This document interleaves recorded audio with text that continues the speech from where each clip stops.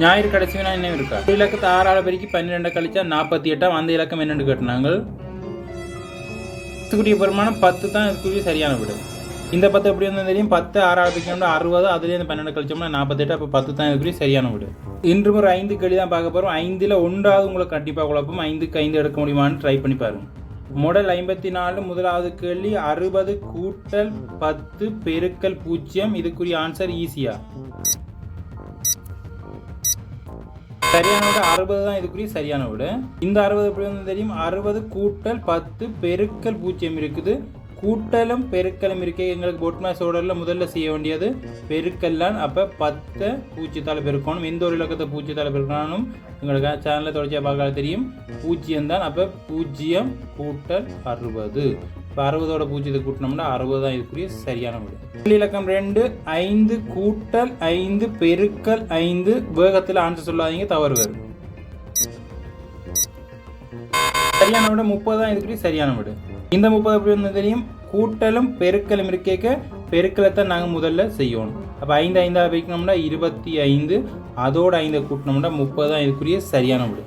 இலக்கம் 3 120 வகுத்தல் 12 கூட்டல் 10. ஆன்சர் ஈஸி இல்லையா? சரியான விட 20 தான் இதுக்குரிய சரியான விட.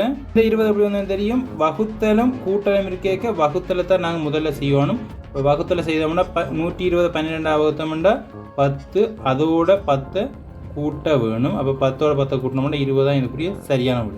கேள்வி இலக்கம் 4 200 கழித்தல் 100 வகுத்தல் 2. இது ஈஸின்னு நினைக்காதீங்க, கவனமாக செய்யுங்க. சரியான விட 150 தான் இதுக்குரிய சரியான விட. இந்த 150 எப்படி வந்ததுன்னு பார்ப்போம்.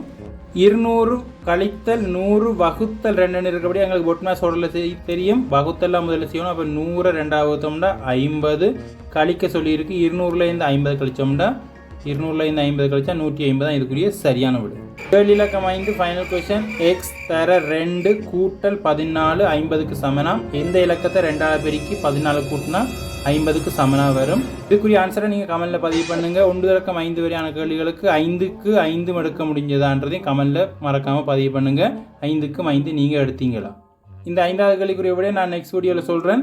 மறக்காமல் நம்ம சேனலை சப்ஸ்கிரைப் பண்ணி வச்சுக்கொள்ளுங்க. அப்போ தான் அந்த காணொலியில் நீங்கள் பார்க்கக்கூடியா இருக்கும். சரியா பிள்ளையாண்டு வீடியோ பிடிச்சிருந்தா லைக் பண்ணுங்கள், ஷேர் பண்ணுங்கள். மறக்காமல் சப்ஸ்கிரைப் பண்ணுறது யூடியூப் சேனலில் தான் இந்த மாதிரி பார்க்கக்கூடிய இருக்கும். மறக்காமல் சப்ஸ்கிரைப் பண்ணி வச்சுக்கொள்ளுங்க. அடுத்த காணொலியில் இதுக்குரிய விளக்கம் இருக்கும். சரியா பிள்ளையாண்டு நீங்கள் பார்க்கக்கூடிய இருக்கும்.